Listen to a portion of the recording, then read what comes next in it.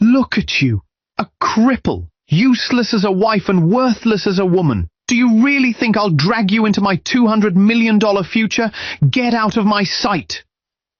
Those were the venomous words her husband spat the very next day after winning a massive contract.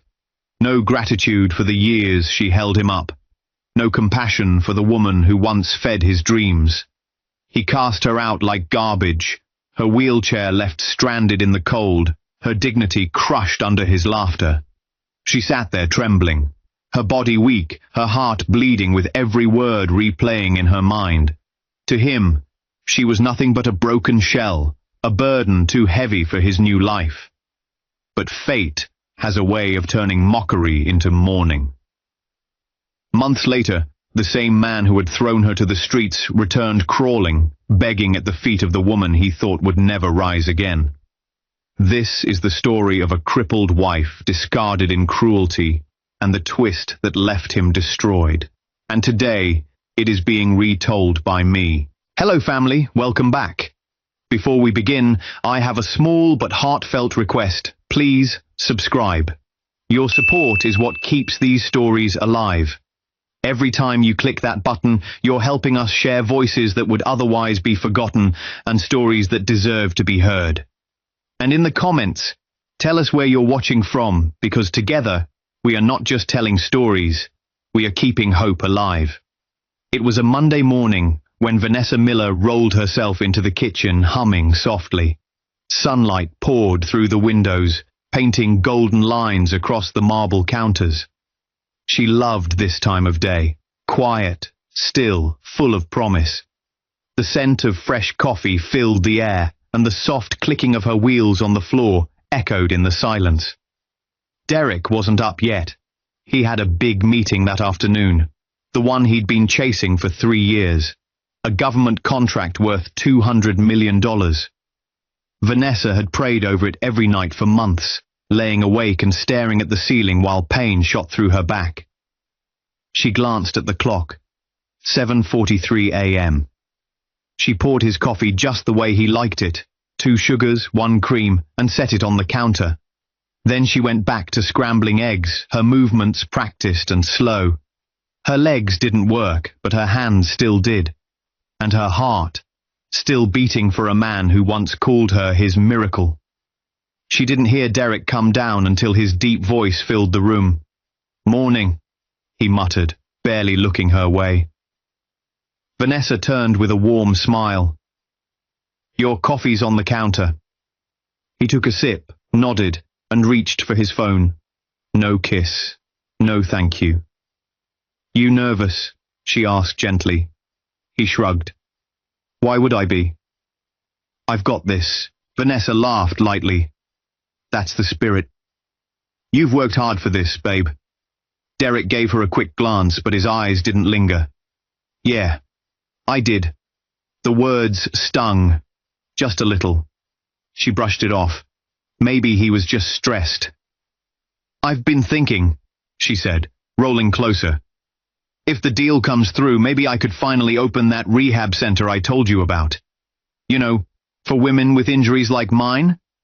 I've even found a few locations. Nothing crazy expensive." "Vanessa," Derek interrupted. "Let's not jump ahead, all right? I'm just saying." "I said not now." He put down his mug a little too hard.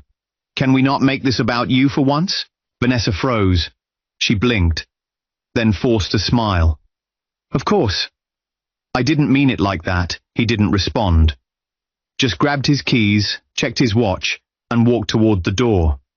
Before leaving, he turned. "Don't wait up. If it goes well, Trevor and I might go out for drinks." And then he was gone. Vanessa sat there, the silence crashing down like a wave. The eggs on the stove were starting to burn. Later that night, she stayed by the window, watching headlights roll past. Midnight came and went. No sign of Derek. She didn't text. Didn't call. She knew better by now.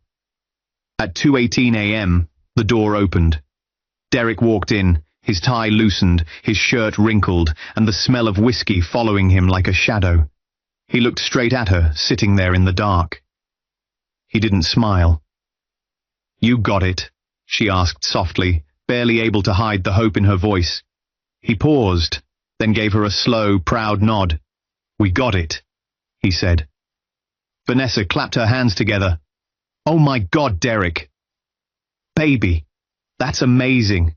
I'm so proud of you. He didn't hug her, didn't even sit beside her. Instead, he walked past her to the kitchen and poured himself another drink. Vanessa followed with her eyes, her smile slowly fading. I knew you would. I always believed in you. He leaned against the counter and took a long sip. Then he looked at her, really looked, and something in his eyes had changed. You always believed in me, he said flatly. She nodded, confused. He chuckled bitterly. Right, because that's what I needed. Belief, not action.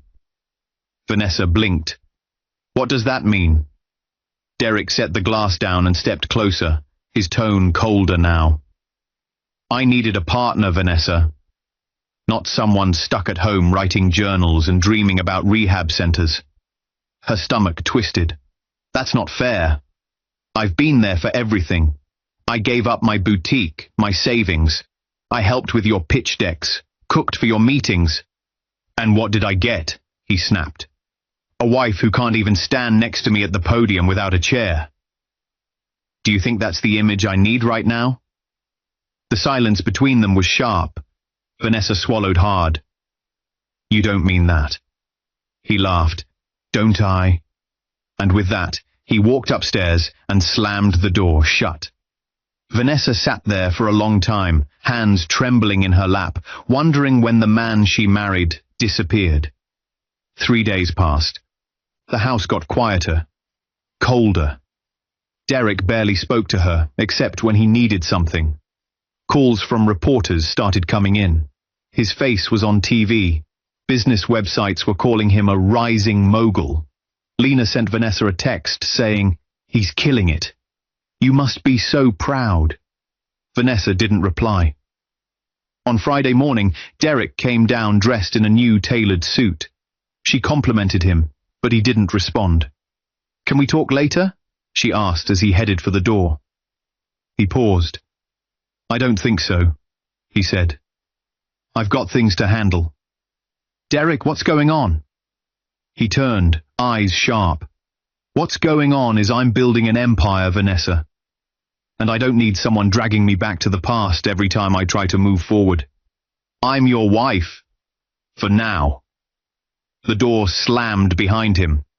That night, Vanessa cried herself to sleep. But the next night, the real storm hit. Vanessa woke up cold, not because of the weather, but because the house felt empty. She looked around and noticed something strange. Derek's watch was gone from the nightstand, his suitcase too. She glanced at the clock. 3:12 a.m. She rolled out of the bedroom and made her way to the front of the house. The hallway was dim, quiet. She turned the corner and stopped. Derek was standing near the door with Trevor. Both men had bags in hand. Where are you going? Vanessa asked, her voice still hoarse from sleep. Derek looked over his shoulder like she was an inconvenience. Trevor gave a low whistle. Man, this is cold. Vanessa narrowed her eyes. What's going on? Derek sighed, like he'd been forced into a conversation he didn't want to have. Look, Vanessa, I wasn't planning to do it like this, but I've made a decision about what? Us, he said. This marriage. This situation. Vanessa froze. You're joking. Derek stepped closer. I'm not. I've carried this long enough. I have a future to build and I don't need dead weight holding me down. Her heart slammed in her chest. Dead weight? You heard me. Tears formed, but she held them back. I gave you everything, Derek. I stayed when no one else did. I fed you, funded you, protected your name, sacrificed my health and my business. He cut her off with a laugh. You did all that because you had nothing else. Don't paint it like some noble act. Vanessa's voice shook. I was your wife. You were my anchor, he spat. And not the kind that holds a ship steady, the kind that drowns it. Trevor shifted uncomfortably. Man, maybe you should— Shut up, Derek snapped, then turned back to Vanessa. You don't fit the life I'm building now. You don't belong in it. She shook her head, stunned. I stuck with you when no one believed in you. I even got injured saving you. And that's exactly the problem, he yelled, finally letting the mask drop. You used that accident to guilt me for years. I'm tired of it.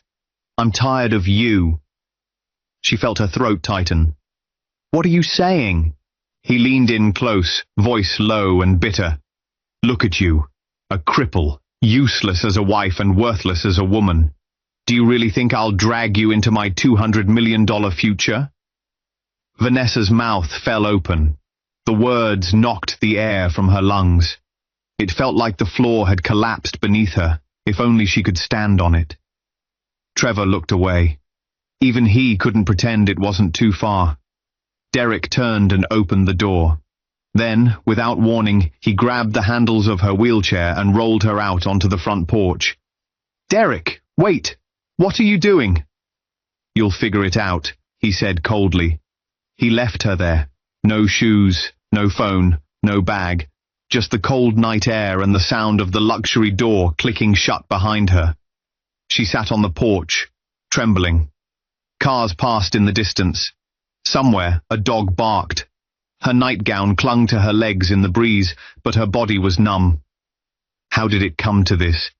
She had loved him, truly, fiercely, and he threw her out like trash. Minutes passed, then hours. Her fingers went numb. Her eyes stared blankly at the street, and yet somewhere inside her, buried beneath the humiliation and pain, was a small flicker of something else. Not hope, not yet, but anger. The kind of anger that doesn't scream, the kind that waits.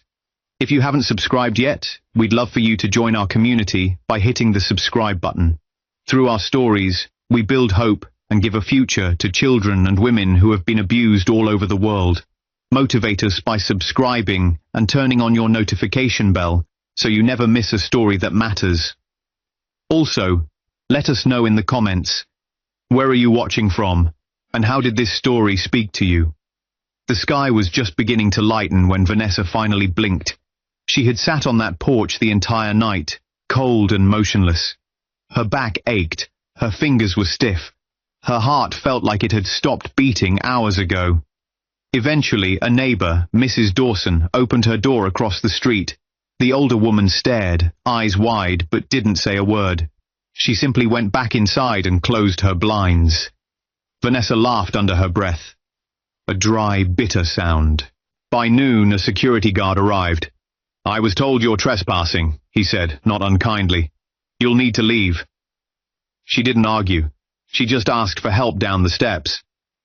The man paused, then gently guided her down the stone path and out onto the sidewalk. That was how it began. 3 days later, Vanessa sat on a cot in a women's shelter. She hadn't eaten more than a granola bar. Her phone had been inside the house, gone now. Her wheelchair squeaked every time she moved. She didn't have money. She didn't have friends. And worst of all, she didn't have a voice. The internet had already chosen its side. Rising tech mogul Derek Miller. Files for divorce from ex-wife citing toxic behavior. Sources say former wife emotionally manipulated him for years. A self-made man. From struggle to success, Derek Miller's journey inspires thousands. Vanessa stared at the headlines from a borrowed shelter laptop. Her stomach turned. She clicked on one article, and there it was, a smiling photo of Derek with Lena beside him at some gala. The caption read, Derek Miller pictured with close business associate and friend Lena James. Lena, her best friend. Vanessa picked up the prepaid phone the shelter had given her and dialed Lena's number for the 5th time that day. Voicemail. She tried again. Nothing. That night, Vanessa sat alone by the vending machine, her body aching, her mind racing. A soft voice interrupted her thoughts. You're sitting like the world just ended." Vanessa turned. A tall woman in her early 40s with a warm but sharp face stood there, holding a small coffee cup. Vanessa tried to smile. In some ways, it did. The woman sat beside her. "Monique," she said, holding out her hand. "Been here a while. Got tired of pretending my life didn't fall apart. Now I help other women clean up the pieces." Vanessa shook her hand. "Vanessa, you look like someone who gave her all to the wrong person." Vanessa laughed weakly. "You read minds?" "I read faces." They sat in silence for a minute. Then, without knowing why, Vanessa told her everything. About Derek. About the night he threw her out. About the lies, the betrayal, the media spin. Monique listened without interrupting. When Vanessa finished, she wiped her eyes and said, "I must sound pathetic." "No," Monique said softly. "You sound like a woman who got used and tossed. That's not pathetic. That's painful. But pain doesn't make you weak. Staying down does." Later that week, Vanessa was in the shelter library scrolling through public property records, looking for any legal threads she might still be tied to. That's when she found something. The deed to the house she and Derek bought 5 years ago. But her name had been removed from the ownership months ago. Not recently. Months ago. Her jaw tightened. She kept searching. Then she checked the board of directors' filings for their company, Miller Tech Solutions. Again, her name had been removed. But this one had a digital signature she didn't recognize. Dated 6 months prior. Her hands shook. He had forged her signature. He had been planning this for a long time. That night, Vanessa sat alone in her cot, staring at the ceiling. Her vision blurred. Her chest hurt. Not from sadness, but from something else. A deep, creeping numbness in her arms. Her hands trembled more than usual. She went to the free clinic down the block the next morning. After a long set of questions and tests, the doctor sat down gently beside her. "We're going to run more scans, but you're showing early signs of multiple sclerosis," he said. "It may explain the numbness and fatigue. It's not related to the spinal injury." Vanessa didn't speak. She just nodded. It felt like another door had closed. She went back to the shelter in silence. Monique tried to talk to her that evening, but Vanessa barely responded. She couldn't stop thinking of the moment Derek left her in the cold. She couldn't stop hearing the words, "Do you really think I'll drag you into my $200 million future?" For a brief moment that night, Vanessa stared at the pills in her drawer. She thought about taking all of them. But something stopped her. A voice in her head. Not Derek's. Not Lena's. Her own. "You didn't survive all that just to let them win." She closed the drawer and slept. For the first time in days. The next morning, Monique found Vanessa in the common room, sipping instant coffee and staring out the dusty window. "You didn't show up to breakfast," Monique said, sitting beside her. Vanessa didn't look away from the glass. "Didn't feel hungry." Monique leaned back. "You're not the only one here with a mountain on her back, you know. But some of us choose to climb it." Vanessa turned to her. "Do you know what it feels like to give someone everything, and they treat you like you're nothing?" Monique smiled without joy. "Yeah, I do." Vanessa sighed, then asked, "Why are you still here?" "Why haven't you left the shelter?" Monique looked down. "Because every time I try to leave, another woman like you walks in. And I remember that I still have a fight to finish." There was a pause. Then Vanessa whispered, "He forged my name. Took me off the company. Off the house deed. While I was still cooking him dinner." Monique blinked. "You have proof?" "I do now." Monique straightened. "Then it's not over." Over the next few days, Vanessa and Monique worked together. Vanessa couldn't afford a lawyer, but Monique wasn't just a volunteer. She used to be a paralegal for a corporate law firm before her life fell apart. She still remembered how to read contracts and navigate the system. Monique helped Vanessa file a quiet inquiry into the forged documents. She also helped her draft a request for full financial disclosure from Militech Solutions, the company Vanessa had helped build from her kitchen table. It was risky, but Vanessa had nothing left to lose. One afternoon, Monique brought in her old laptop and said, "Let's look into that $200 million contract." They spent hours digging through public documents, government press releases, and investor reports. At first, everything looked clean, until Monique pulled up the contract filing with the State Procurement Board. There it was. Militech Solutions, contract partner, Derek Miller and Vanessa Miller.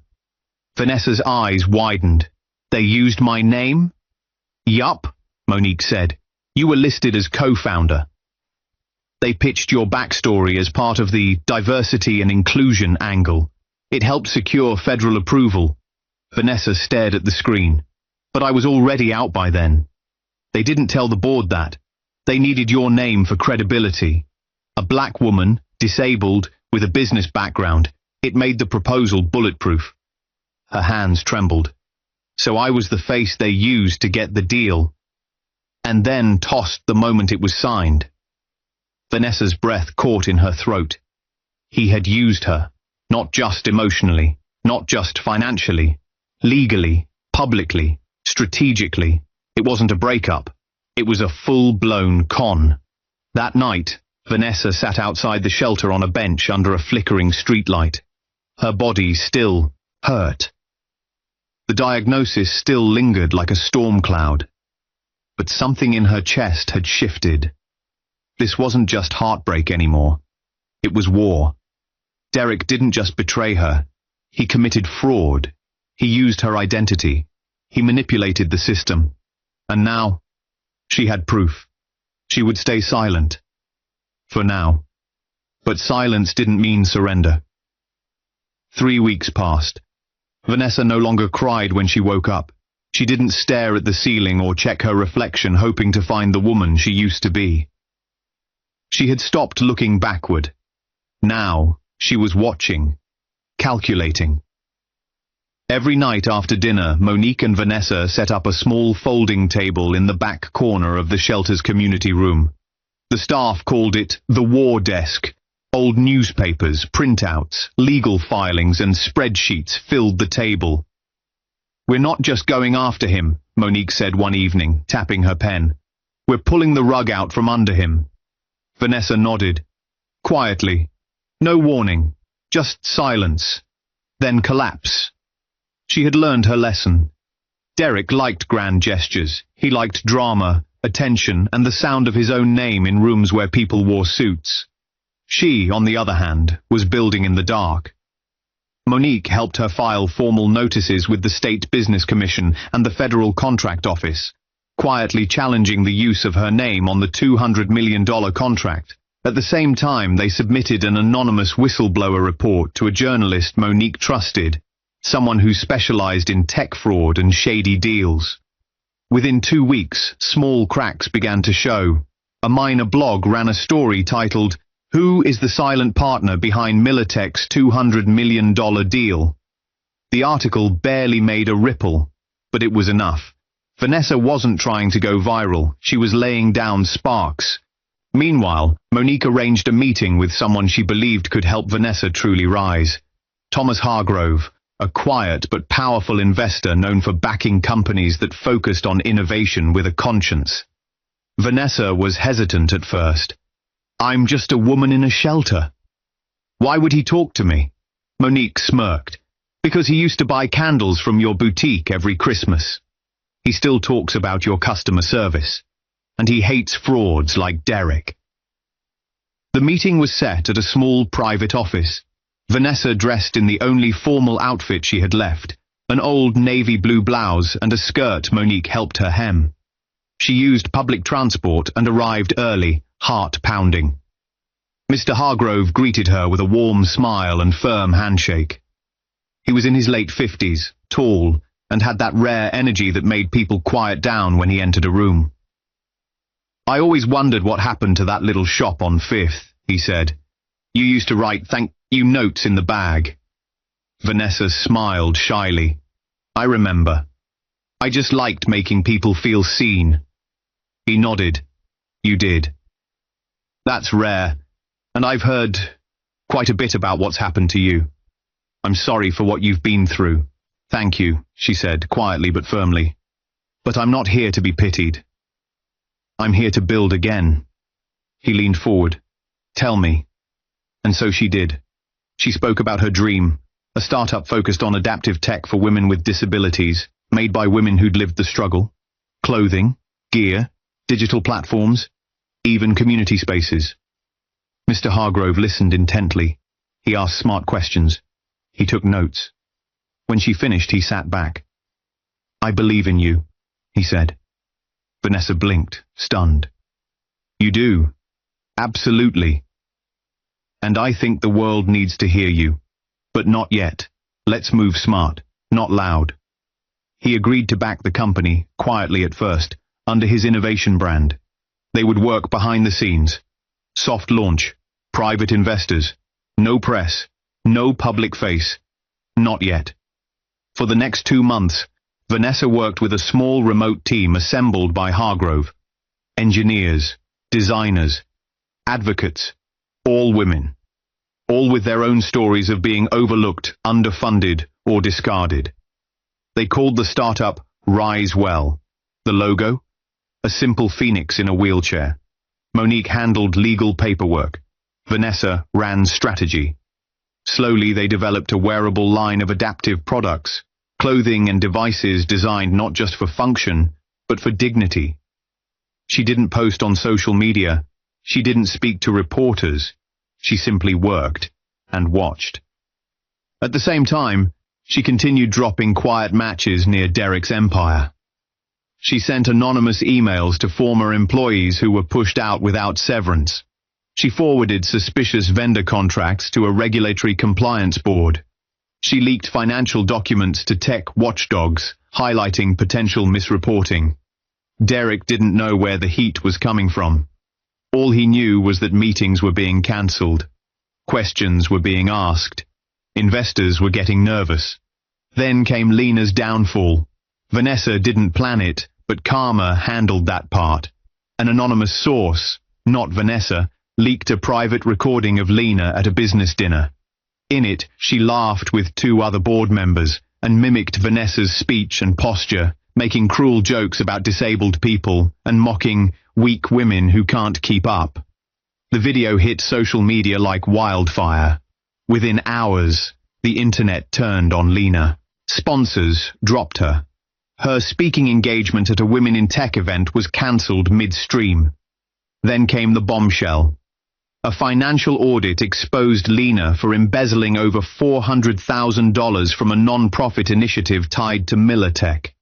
She was arrested 2 days later. Vanessa watched the footage quietly on Monique's laptop. She didn't cheer, she didn't clap, but she did smile, for the first time in months. Derek Miller stood in his penthouse office, staring at a spreadsheet that refused to make sense. Revenue projections had plummeted. 3 investors had pulled out within the last 2 weeks. A federal compliance officer had requested updated filings from the contract division. And earlier that morning, a headline popped up on his phone that made his stomach twist. Former board member raises red flag over Militech's inclusion claims. He hadn't even seen Vanessa in months. She had disappeared, gone silent. Broken, probably. That's what he assumed.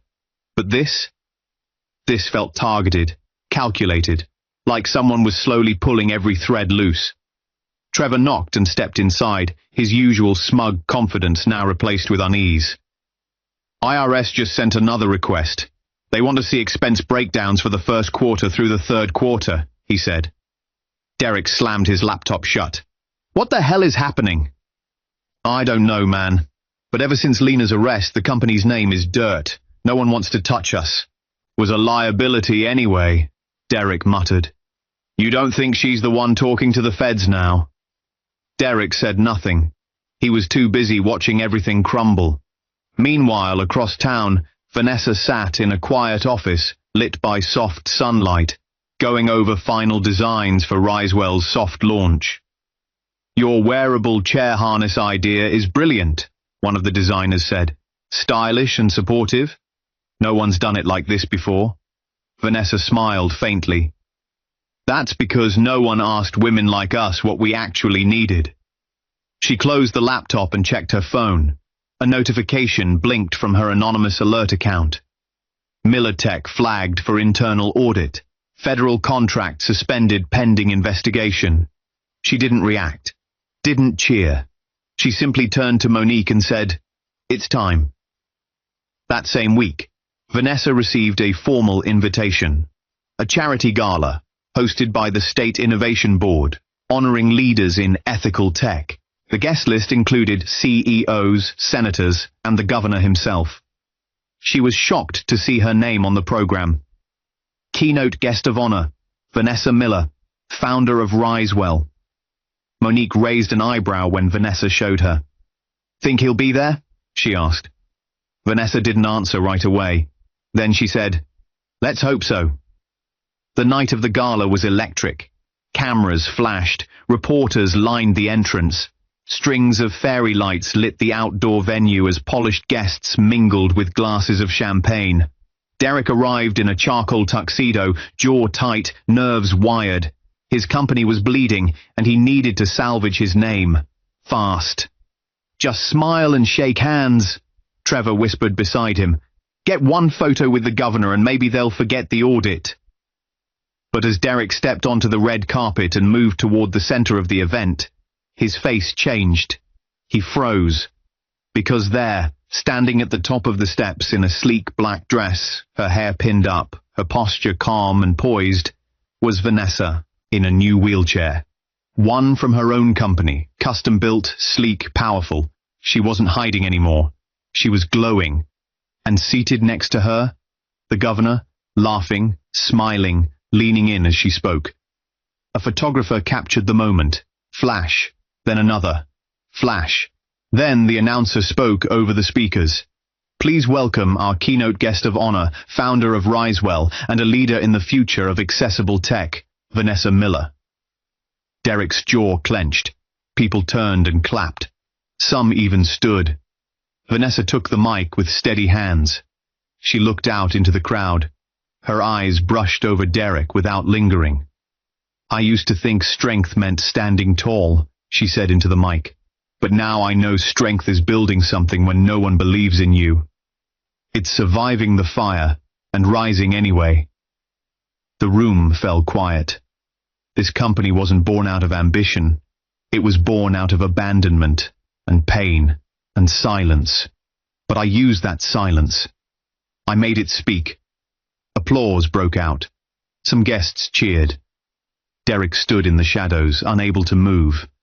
Then came the final blow. A team of federal officers walked up the red carpet.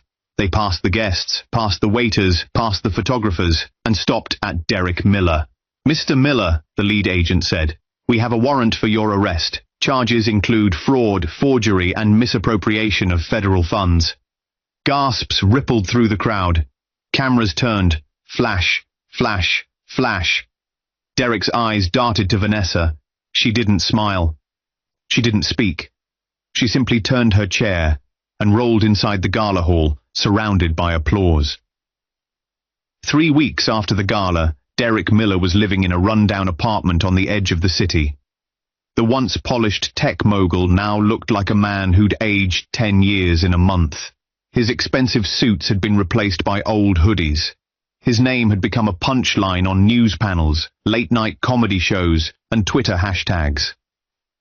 Derek the Deceiver, Ian fake founder, Ian wife he threw away. Every time he turned on the TV, it was there.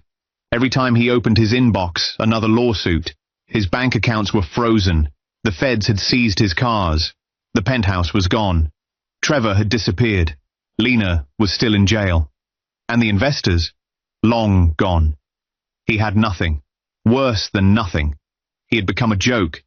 He tried to call Vanessa, tried to email her, even messaged Risewell's press team posing as a concerned family friend. No response. He didn't even get blocked. He was just ignored. That silence hit harder than handcuffs. Then one morning, Derek saw the announcement on a local news channel. Grand opening Risewell Wellness Center, a state-of-the-art rehab facility for women with physical disabilities. He sat up straight, eyes fixed on the screen. There she was, Vanessa, wearing a white blazer, her hair in soft curls, confident, radiant, powerful, smiling, and surrounded by community leaders, doctors, and press. The same woman he threw onto a sidewalk in her nightgown. The same woman he told was useless and a burden. Now she was ribbon-cutting the future. Something inside him cracked. He stood up, grabbed his jacket, and stormed out the door. It was raining when he arrived at the Risewell Center. He didn't bother with an appointment. He pushed past the front desk, his voice shaky. "I need to see her. Please," he begged. "Just 5 minutes." Security began approaching. Then, from behind the glass walls, Vanessa looked up. She saw him. She didn't flinch. Instead, she motioned to her assistant and said calmly, "Let him in." Derek was escorted into a private lounge area. Warm, calm, filled with sunlight and soft music. She was already waiting, seated with a cup of tea. There was no rage in her eyes, no hatred, just clarity. He dropped to his knees beside her wheelchair, soaked from the rain.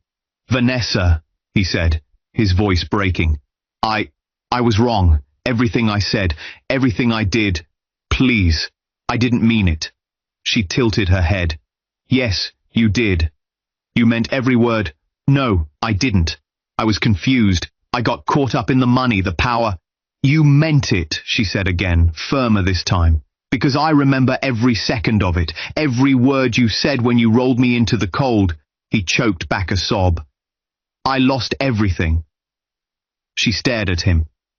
"No," she said quietly. "You threw everything away." He reached for her hand, but she moved it to her lap. "I have nothing left," he whispered. "Please just help me fix this." Vanessa looked at him for a long moment. Then she nodded. "All right," she said. She rolled to a small desk in the corner and opened a folder. Derek looked hopeful, until she turned back to him and placed 3 things in front of him on the table. 1. An audio recording, his voice, full of venom, calling her a cripple and a burden. 2. A forged signature form, the document he used to remove her from the company. 3. A flash drive, with footage of him admitting in a video call that her name helped seal the $200 million contract. His eyes widened. What is this?" She sipped her tea. "Proof." He stood up. "You set me up." "No," she said calmly. "You set yourself up." "I just saved the receipts." Derek started pacing. "You can't send this out. Vanessa, please. If this goes public." "It won't," she interrupted. He stopped. "It already has." The door opened. Security stepped in, and just behind them, 2 federal agents. "Mr. Miller," one of them said, "you are under arrest for fraud, identity theft, and embezzlement." No, wait, Vanessa, please," he cried out as the agents cuffed him. But she didn't move, didn't speak. As he was dragged out, crying and begging, the flash of paparazzi cameras filled the front steps. Reporters shouted questions, and Vanessa, she simply turned her chair back toward the launch event, graceful, calm, and unbothered. Inside the Risewell Center, guests were still gathered in the main hall, community leaders, journalists, patients, and supporters, all waiting for Vanessa's keynote speech. She adjusted the mic at the podium as the audience settled. The room fell into respectful silence. Outside, reporters were still shouting as Derek was placed in the back of a federal vehicle. Inside, Vanessa Miller began to speak. "Thank you for being here today," she said, her voice steady, strong. "This center was built for women who were told they weren't enough. Too broken, too slow, too inconvenient." She paused, letting her eyes move across the crowd. I was once told that I was useless, that I was a burden, that no man would ever take me into his future. A few heads turned. Some guests already knew what had just happened outside. But I learned something, she continued. Pain doesn't make you weak. Being discarded doesn't make you worthless.